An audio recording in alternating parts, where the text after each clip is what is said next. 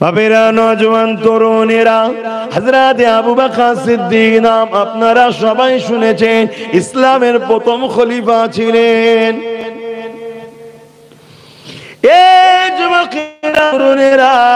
তিনি আমার নবী পাকের হাতে হাত দিয়ে বায়াত হয়ে গেলেন। এমন করে আরেকটা ব্যক্তির নাম বলছি শোনে, যে ব্যক্তিটার নাম হলো আব্দুল্লাহ ইবনে উবাই, সেও আমার নবী পাকের হাতে হাত দিয়ে বায়াত হয়ে গেল।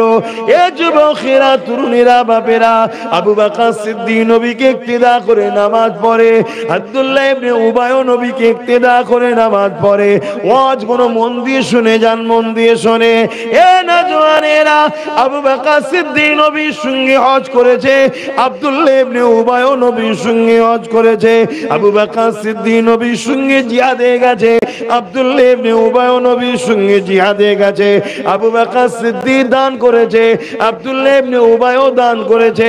আবু বকর সিদ্দিকের দাড়ি, টুপি, জুব্বা, পাগড়ি ছিল, আব্দুল্লাহ ইবনে উবাইয়েরও দাড়ি, টুপি, জুব্বা, পাগড়ি ছিল। কিন্তু মজার বিষয়, শোনার বিষয়, আবু বকর সিদ্দিক দুনিয়া জমিন থেকে জান্নাতের সার্টিফিকেট পেয়েছে, আর আব্দুল্লাহ ইবনে উবাই জাহান্নামী হয়ে গেছে। কারণ কি? এদিকেও দাড়ি, ওদিকেও দাড়ি, এদিকেও টুপি, ওদিকেও টুপি, এদিকেও জুব্বা, এদিকেও জুব্বা, এদিকেও নামাজ, ওদিকেও নামাজ, এদিকেও হজ, ওদিকেও হজ, এদিকেও জিহাদ, ওদিকেও জিহাদ। একজন জান্নাতের সার্টিফিকেট পেচ্ছে, আর একজন জাহান্নামী হয়ে যাচ্ছে। কারণ কি?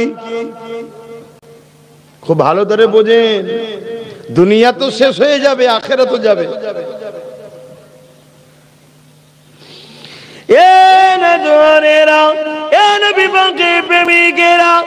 আপনারা জানেন কি জানি না, ব্রিটেনের মাটির তলাতে খ্রিস্টানদের গোপন মাদ্রাসা রয়েছে। কেন তারা মাদ্রাসা তৈরি করলো আপনারা জানেন কি জানি না? আমার দেশেতে এমন করে ইসলামের দুশমনদেরও অনেক মাদ্রাসা রয়েছে। আপনি ভাববেন ইসলামের দুশমনরা কেন মাদ্রাসা করেছে, কেন করেছে, শুনে রেখে দেন। ওই মাদ্রাসাতে অর্থ দিয়ে উলামাদের ঘরে ভর্তি করে তাদের মাধ্যম দিয়ে কোরআনকে রিসার্চ করা হচ্ছে, হাদিসকে রিসার্চ করা হচ্ছে। কোন পথে হাঁটলে উম্মতকে মিটানো যাবে, কোন পথে হাঁটলে মুসলমানকে শেষ করা যাবে, ওই পথগুলো সেখান থেকে বার করা হচ্ছে। এবং আমার নবীর দ্বীনের উম্মতগুলোকে মিটাবার জন্য ওই সকল মাদ্রাসা থেকে 2 নম্বর মুসলমান আলেম তৈরি করা হচ্ছে, যারা সমাজের মধ্যে জড়িয়ে যাবে, ঘন্টার পর ঘন্টা নামাজের বয়ান করবে, ঘন্টার পর ঘন্টা রোজার বয়ান করবে, ঘন্টার পর ঘন্টা তাফসীরুল কোরআনের নামে বিভিন্ন নবীদের ওয়াকিয়া শুনবে, ঘন্টার পর ঘন্টা কোরআন পড়াবার নামে, তাফসীরুল কোরআনের নামে, বুখারী পড়াবার নামে বিভিন্ন বিষয়ে আলোচনা করতে থাকবে। কিন্তু আমার নবী পাকলে আলোচনা করতে থাকবে না, কেননা তাদের উদ্দেশ্য হলো আমাদের অন্তর থেকে ঈমানকে বার করে নেওয়া। আর ঈমান জড়িয়ে আছে মুহাম্মদ রাসূলের আদব প্রেমের সঙ্গে। আমরা যে বলি আকীদা ঠিক করো, আকীদা বলি না, বলি না? আকীদাটা কি? উকুদ থেকে এসেছে আকীদা, অর্থাৎ কোন জিনিসের সঙ্গে শক্তভাবে গাঁট বেঁধে নেওয়া। শরীয়তে আকীদা বলতে নবীর প্রেম আদবের সঙ্গে শক্তভাবে গাঁট বাঁধা। আমি কি বুঝাচ্ছি, আপনারা বুঝতে পারছেন তো নাকি? আকীদা ঠিক করো, নাই দুর্বল হয়ে যাচ্ছে আমরা। হুজুর না থাকলে সব শেষ।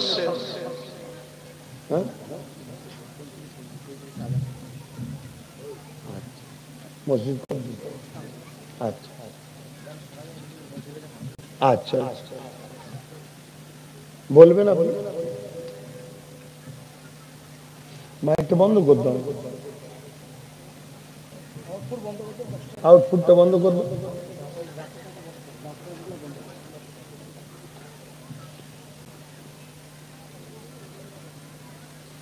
বন্ধ করেছে?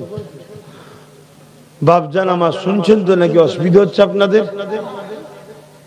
ঈমান ইতিহাসের পাতা বলছে মুসাইলামাতুল কাজ্জাব নামে একটা ব্যক্তি বেরিয়েছিল, আপনার নাম হয়তো অনেকে শুনেছেন।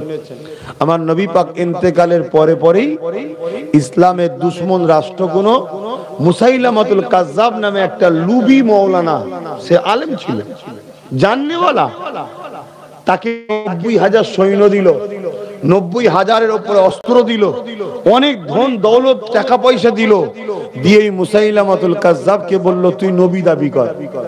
শুনছেন? মুসাইলামাতুল কাজ্জাব উম্মতে মুহাম্মাদির মধ্যে একটা বিভ্রান্তি তৈরি করে দিল, নিজেকে নবী দাবি করলো।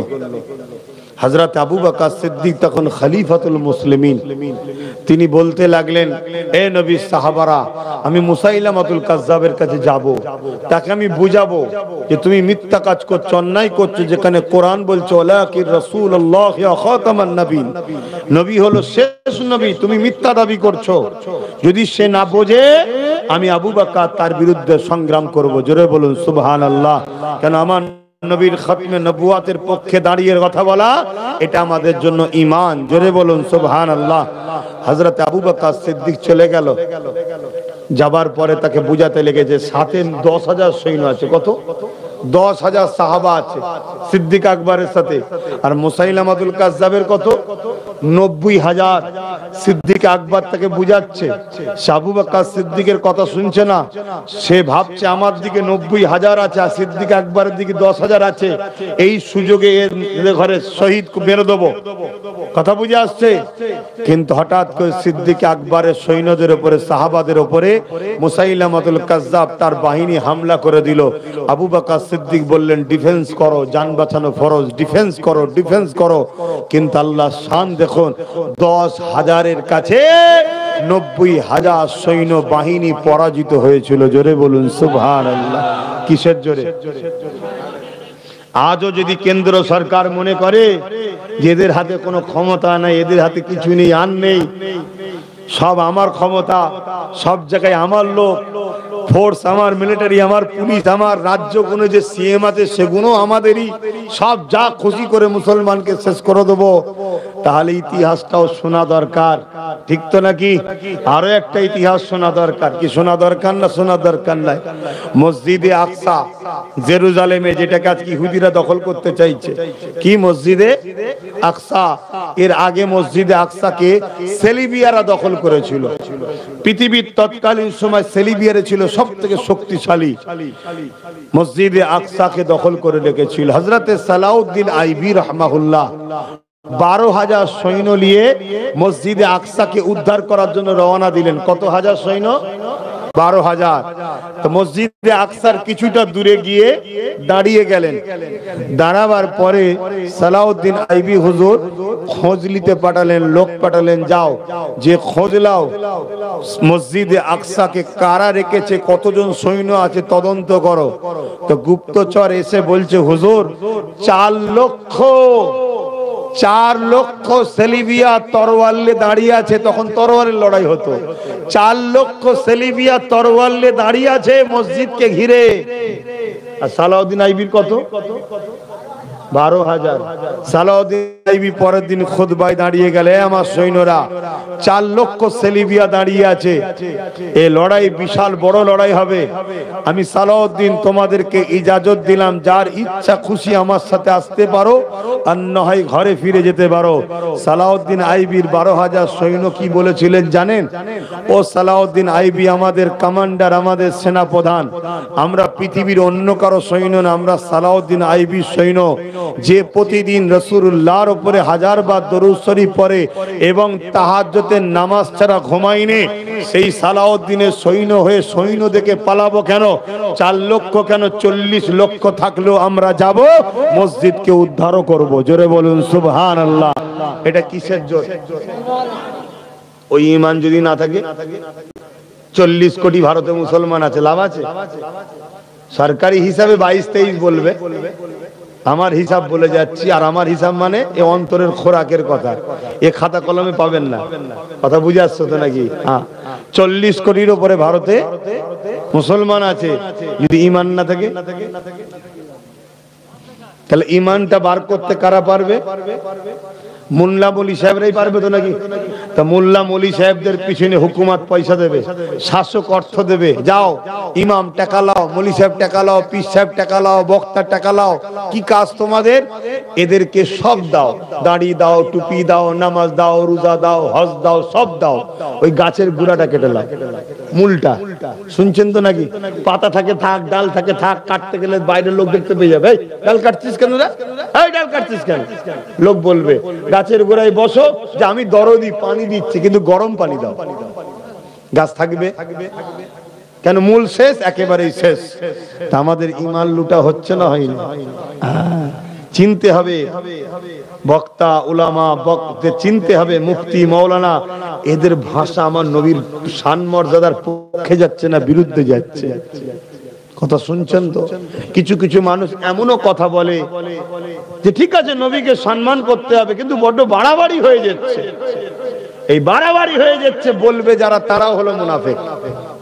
শুনছেন না শোনেননি? কেন? আমার আল্লাহ আমার নবীর মাকামের কোন সীমানা রাখেন, তাহলে বাড়াবাড়ি বললো কি করে? বাড়াবাড়ি কখন হয়? যে এই আলটা যদি কেটে ওই দিকে যায়, বড্ড বাড়াবাড়ি হচ্ছে, ঠিক তো নাকি? তা সীমানাই যখন আল্লাহ রাখেন, তুমি মোল্লা বাড়াবাড়ি বললে কেন? কত মাথায় ঢুকছে না? ঢোকে না? আল্লাহ খুলে আমার নবীর শান মর্যাদা করে দিয়েছে, জোরে বলুন সুবহানাল্লাহ। আমার নবীর কত শান জানেন? এই জানেন? কেউ জানে? কোনো লিমিট আছে? আমি একটা ছোট্ট নমুনা বলে যাচ্ছি।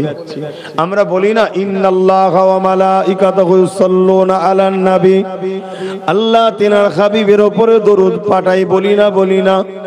আল্লাহ দরুদটা কি আমাদের মতো আল্লাহ পড়ে নাকি? আল্লাহুম্মা সাল্লি আলা মুহাম্মাদ ওয়া আলা আলি মুহাম্মাদ আল্লাহ পড়ে নাকি? তাহলে কি আল্লাহ দরুদটাকে ইমাম বুখারী বলতে লেগেছেন, আল্লাহ দরুদ হলো আল্লাহ ফেরেশতাদের মজলিস তৈরি করে, ফেরেশতাদেরকে একত্রিত করে, ওই মজলিসে আমার আল্লাহ ফেরেশতাদের লক্ষ্য করে আমার নবীর শান মর্যাদা বাড়াতে থাকে। আমি যতক্ষণ হজ করতে উঠেছি, 1 ঘন্টা মতো হোক বা 1 ঘন্টা 10 মিনিট হোক, এতক্ষণের মধ্যে আমার আল্লাহর আমার নবীর কত লক্ষ গুণ যে মাকাম আপডেট করে দিয়েছে, বাড়িয়ে দিয়েছে, তার কোনো শেষ নেই। জোরে বলুন সুবহানাল্লাহ। এমন কোন সেকেন্ডের টাইম নেই যখন নবীর শান মর্যাদা আল্লাহ বাড়াচ্ছে না। ওই যে মোবাইলে দেখছেন না একটা অপশন আছে, আপডেট, আপডেট মারার সাথে দেখবেন মোবাইল ফ্রি হয়ে যায়, নতুন নতুন ভার্সন আছে। তা আমার আল্লাহ নবীর মাকামকে সব সময় আপডেট করছে। জোরে বলুন সুবহানাল্লাহ। কেন? বন্ধু হয় আল্লাহ। কথা শুনছেন? সেই নবীকে দিলে রাখেন, আমল করুন, নবীকে দিলে রেখে করুন, নবীকে দিলে রেখে আমল করুন। অনেকের আকীদা আছে যে নবীর কথা নাকি নামাজে মনে পড়লে নামাজ হবে না। নাউজুবিল্লাহ বলেন, নাউজুবিল্লাহ বলেন। হ্যাঁ, যার দিলে নবী নেই তার নামাজ হবে না, যার দিলে নবী আছে তার নামাজ হবে। জোরে বলুন সুবহানাল্লাহ। আমি জানেন না আমার নবী যখন সেজদায় পড়েছিলেন, হাসান হোসেন হুজুর নবীর পিঠে উঠে পড়েছিল, জানেন না? এক কথা বলছে না তো? সাহাবারা পিছনে সব কাতার দিয়ে দাঁড়িয়ে আছে, আর আল্লাহ নবী সেজদায় পড়ে আছে। ইমাম তো হুজুর নামাজ পড়াচ্ছে, সেজদায় পড়ে আছে। সুবহানা রাব্বিয়াল আলা, সুবহানা রাব্বিয়াল আলা, সুবহানা রাব্বিয়াল আলা, সুবহানা রাব্বিয়াল আলা, সুবহানা রাব্বিয়াল আলা কন্টিনিউ পড়েই যে সাহাবা হুজুররা চিন্তায় পড়ে গেল, এতক্ষণ তো সেজদায় কোনোদিন থাকেনি। কেন? জামাতে বেশিক্ষণ সেজদা, বেশিক্ষণ লম্বা কেরাত, বেশি লম্বা করতে নাই। কেন? জামাতে অনেক কোয়ালিটির লোক থাকে, 80 বছরও থাকে, 90 বছরও থাকে, 18 বছরও থাকে, ঠিক না? সবাইকে মেনটেন করতে হয়। কার কি হাল আছে না আছে কে জানে? কারো হয়তো পিসাব বেশিক্ষণ রুকে রাখার ক্ষমতা নেই, সেও নামাজের মধ্যে দাঁড়িয়ে আছে, এগুলো মেনটেন করতে হয়। যাই হোক, নবী পাক সাল্লাল্লাহু আলাইহি ওয়াসাল্লাম একা যখন নামাজ পড়তেন, রাতকে রাত দাঁড়িয়ে দাঁড়িয়ে কোরআন পড়তেন। কথা বুঝে আসছে? কিন্তু নবী যখন সেজদায় পড়ে আছে, এতক্ষণ তাসবিহ পড়ছে, সাহাবা হুজুররা চিন্তিত হলেন। একজন সাহাবী হুজুর বললেন, আমি অবাক হয়ে গেলাম, আমি অনেকক্ষণ হয়ে যাবার পরে আমার মনের মধ্যে একটা ভয় এসে গেল। কোন দুশমনেরা আগিয়ে এসে আমার নবী পাকের কোনো ক্ষতি করে দিল নাকি? তখন তো এত মার্বেল, এত পাকা মসজিদও ছিল না, খেজুর পাতাতে ঘেরা, যেখান থেকে খুশি ঢুকে যাবে। যুবকেরা, এই সাহাবী বলেন, আমি তাই আস্তে আস্তে মাথা তুলে দেখতে লেগেছি, আমার নবী পাকের কেউ ক্ষতি করে দিল নাকি? কেন এতক্ষণ সিজদা, এত লম সিজদা নামাজে জামাতের সাথে নবী কখনো দেননি। আমি মাথা তুলে অবাক হয়ে গেলাম। আল্লাহ নবীর পিঠে ইমামে হাসান হুসাইন বসে রয়েছে, আর নবী আমার সিজদায় পড়ে রয়েছে। সুবহান রাব্বিল আলা, সুবহান রাব্বিল আলা, সুবহান রাব্বিল আলা। এখনো ছেলেগুলো নাবেনে,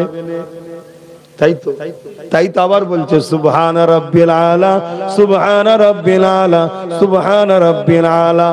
এখনো পিঠে বসে আছে। নবী নামাজ পড়ছে, আল্লাহ আর নবীর অন্তর কোথায়? কোথা বুঝতে পারছেন না? হাসান হোসেনের দিকে, হুজুরের দিকে, তাই তো নাকি? এখনো পিঠে বসে আছে, আহা পাতা তুললে ছেলে দুটো পড়ে যাবে। এই শুনছেন না শোনেননি? তাহলে ফতোয়া দেবেন নবীর নামাজ হয়নি।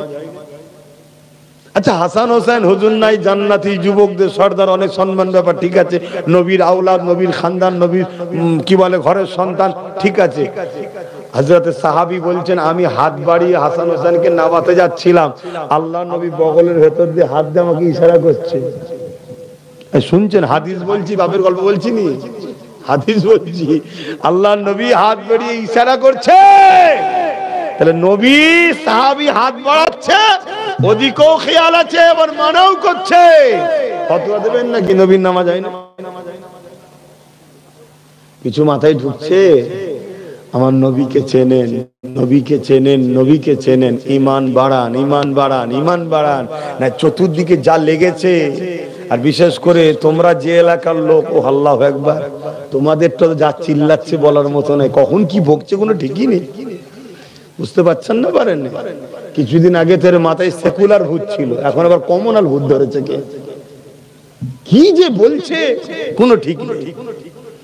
এজন্য বলি, ঈমান বাড়ান।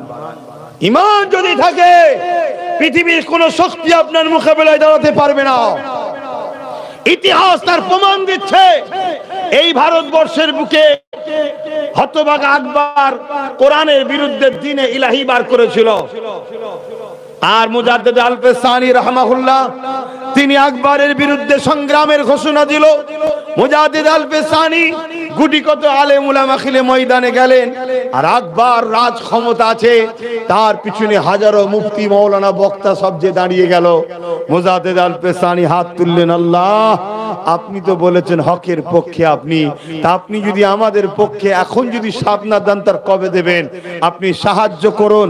আল্লাহর পক্ষ থেকে সাহায্য এলো, বিশাল তুফান এসে হতভাগা আকবর ও তার পক্ষে যত মুফতি মাওলানা ছিল সব আল্লাহ মেরে জাহান্নামে ঢুকিয়ে দিল। হকের পক্ষে আল্লাহ, মনে রাখবেন। কথা শুনছেন না শোনেন?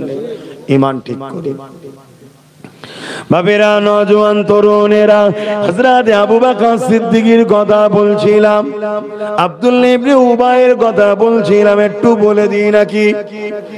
এ যুবকেরা, তরুণেরা, হযরত আবু বকর সিদ্দিককে জিজ্ঞাসা করা হলো, হুজুর আপনার নামাজ আছে, আব্দুল্লাহ ইবনে উবাইয়েরও নামাজ আছে, আপনি নবী পাককে ইক্তেদা করে নামাজ পড়েছেন, আব্দুল্লাহ ইবনে উবাইও নামাজ পড়েছে, আপনি রোজা রেখেছেন, আব্দুল্লাহ ইবনে উবাইও রোজা রেখেছে, আপনি হজ করেছেন, আব্দুল্লাহ ইবনে উবাই হজ করেছে, আপনি যাকাত দিয়েছেন, আব্দুল্লাহ ইবনে উবাই যাকাত দিয়েছে, আপনি দাড়ি টুপি জুব্বা পাগড়ি আছে, আব্দুল্লাহ ইবনে উবাইর রয়েছে, আপনি জান্নাতের সার্টিফিকেট পেলেন, ও জাহান্নামের ঘোষণা পেয়ে গেল। এর কারণটা কি? হযরত আবু বকর সিদ্দিক বলেছিল, হে নবীর সাহাবারা, হে দুনিয়ার মানুষেরা, ওর যা রয়েছে আমি আবু বকরেরও তাই রয়েছে, কিন্তু আমার যা আছে ওর তা নাই। কি আপনার রয়েছে ওর নাই, ওর কি আছে আপনার রয়েছে? হযরত আবু বকর সিদ্দিক বললেন, নামাজ রোজা দাড়ি টুপি এখনো সব ওরও আছে আমারও আছে, কিন্তু আমার যা আছে ওর তা নাই। আমার হৃদয় আল্লাহ নবীর প্রেম ও আদব রয়েছে, যেটা ওর অন্তরে নাই। ও দাড়ি টুপি নামাজ রোজা করতে পারে, কিন্তু ওর হৃদয় নবীর প্রেম না থাকার জন্য, আদব না থাকার জন্য আল্লাহ ওকে জাহান্নামী করে দিয়েছে। আর আমি আবু বকরকে আল্লাহ জান্নাতি বানিয়ে দিয়েছে। তাহলে আমরা কোনো মানুষকে মুনাফিক না মুমিন চিনতে গেলে নামাজ দেখব, রোজা দেখব, হজ দেখব, কোরআন পড়ছে, তাফসীর করছে, বুখারী পড়াচ্ছে, মিশর থেকে পড়েছে, মদিনা থেকে পড়েছে, এগুলো দেখব না মুহাম্মদ রাসূল সিনায় আছে নাকি দেখব? কোনটা? নবীর প্রেম, আদব, মর্যাদা, নবীর আজমত, নবীর রিফাত, নবীকে আল্লাহ যে শান দিয়েছে ওটা দিলে আছে নাকি দেখতে হবে। কেন? যেমন সোনা চেক করতে গেলে হিরে দিয়েও চেক হয় না, অন্য কোনো পাহাড় পাথর দিয়ে চেক হয় না, চেক হয় কোষ্টি পাথর দিয়ে, তাই তো নাকি? ঠিক ইমানদার আর মুমিন চেক করতে গেলে মুহাম্মদ রাসূলকে সামনে নিয়ে আসতে হবে। জোরে বলুন সুবহানাল্লাহ।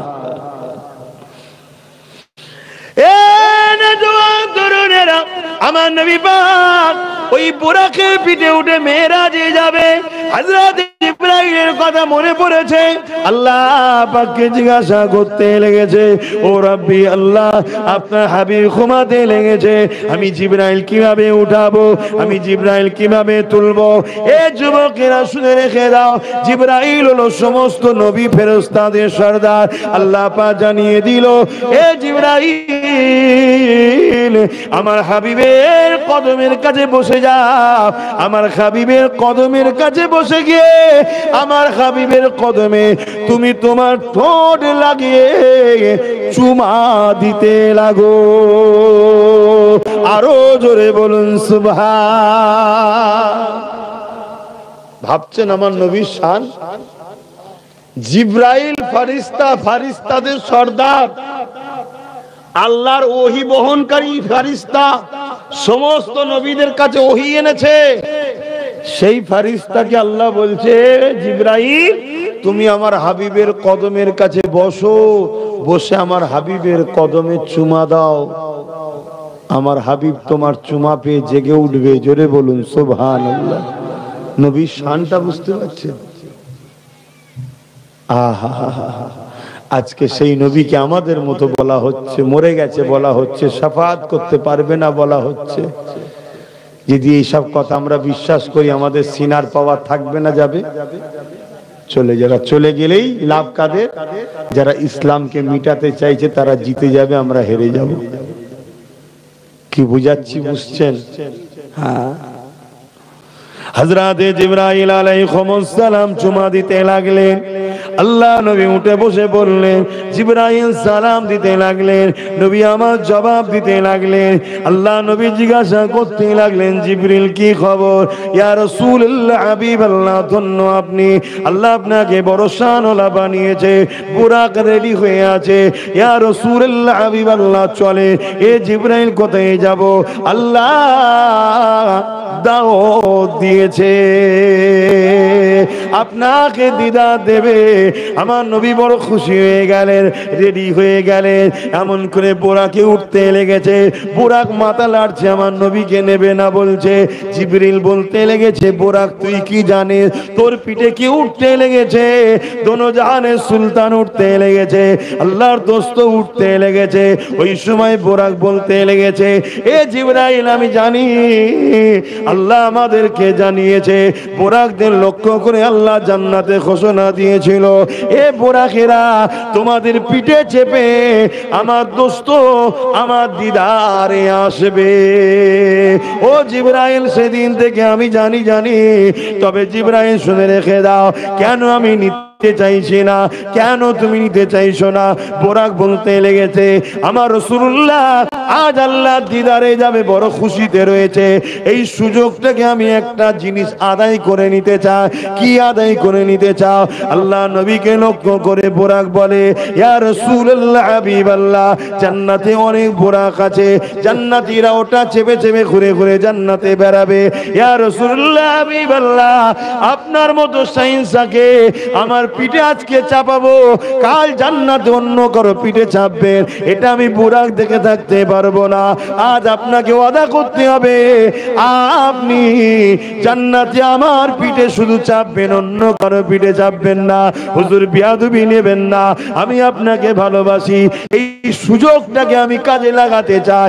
আল্লাহ নবী মুচকি হাসলেন, খুশি হলেন, বুরাকের মাথায় হাত বুলিয়ে দিয়ে বলতে লাগলো, এ বুরাক শুনে রেখে দাও, আমি রাসূলুল্লাহ কথা দিলাম, আমি তোমার পিঠেই জান্নাতে ঘুরবো। হায় হায়, বুরাক মানুষ নয়, গাধার থেকে একটু ছোট, খচ্চরের থেকে একটু বড়, দুটো ডানা আছে। সেই বুরাক আল্লাহর একটা সৃষ্টি, কিন্তু মানুষ না, জীব জন্তুর মধ্যে পড়ে। মানুষ হলো আশরাফুল মখলুকাত, বুরাকের থেকেও সম্মানীয় দামি হলো মানুষ, ফেরেশতার থেকেও দামি সম্মানীয় হলো মানুষ, আশরাফুল মখলুকাত। বুরাক আশরাফুল মখলুকাত নয়, শুনছেন তো নাকি? সেই বুরাক নবী চিনেছে, আর আমরা মানুষও নবী চিনতে পারলাম না, নবীকে প্যার করতে পারলাম না। বাবেরা, নজওয়ান তরুণেরা, এ নবী পাকের প্রেমিকেরা, একটা কথা মনে পড়ে গেছে, একটু জানিয়ে দিই। আল্লাহ নবী মদিনার নববী শরীফে বসে আছে, সাহাবা হুজুররা সাথে রয়েছে। এমন সময় একজন ব্যক্তি চলে আসলো, আল্লাহ নবীকে সালাম দিয়ে বলতে লাগলে, ইয়া রাসূলুল্লাহ হাবিবাল্লাহ, হুজুর বিয়াদবি নেবেন না, আমি একটা আরজু নিয়ে এসেছি। আল্লাহ নবী বললেন, কি আরজু নিয়ে এসেছো? ইয়া রাসূলুল্লাহ হাবিবাল্লাহ, আমার উটনিটা পাগল হয়ে গেছে, আমার উটনিটা খেপা পাগল হয়ে গেছে। এই যুবকেরা, পশু যদি পাগল হয়ে যায়, ওলির কাছে কেউ যাবে না, পীরের কাছে কেউ যাবে না, ইমামের কাছে কেউ যাবে না, সে যাবে পশু ডাক্তারের কাছে। কিন্তু সাহাবীরা আমার নবী পাকের দরবারে এসেছে, কেন? সাহাবীরা জানে আমার নবীকে তিনারা চেনে। এই সাহাবা হুজুররা বলতে লাগলে, ইয়া রাসূলুল্লাহ হাবিবাল্লাহ, আমার উটটা পাগল হয়ে গেছে। আল্লাহ নবী সাহাবাদেরকে সাথে করে রওনা দিলে, বাকি সাহাবারাও দেখতে লেগেছে কি ঘটে। এই যুবকেরা গিয়ে দেখে ওই উটটা অন্যদিকে ছুটতে লেগেছে। ধরুন এই দিক দিয়ে আমার হুজুর আসছে, উট ওই দিকের মানুষকে তাড়া করে ওই দিকে মুখ করে ছুটছে। আমার নবী উটের দিকে আগিয়ে যেতে লেগেছে।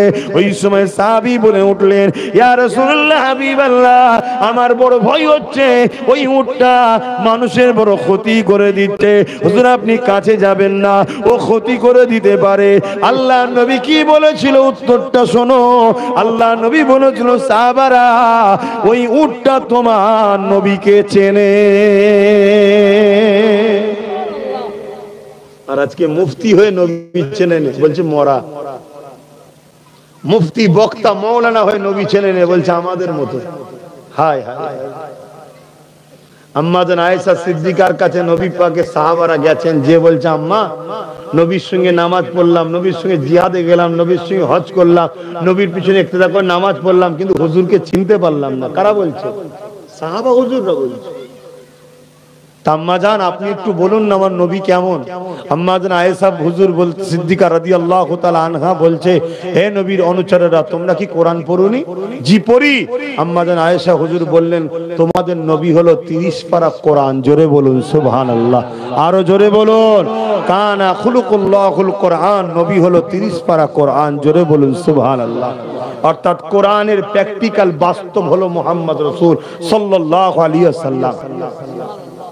সেই নবীকে চেনো আমার যুবকের, আমার আব্বা জানেন, আমার মায়ের, আমার বোনেরা, নবীকে ধরো, নবীকে প্যার করো।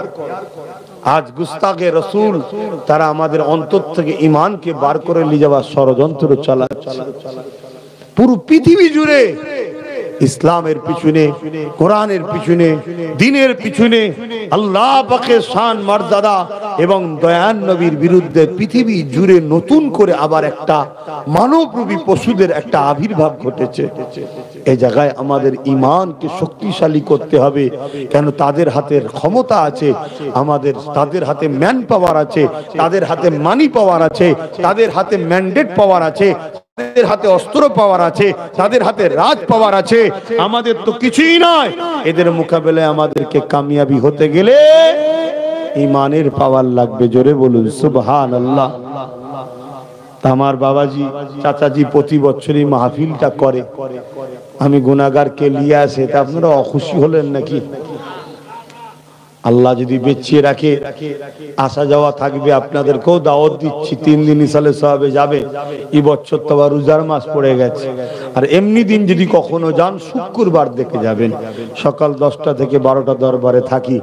আসুন এখন একটু হুজুরকে সালাম দেবো। ইয়া নবী সালাম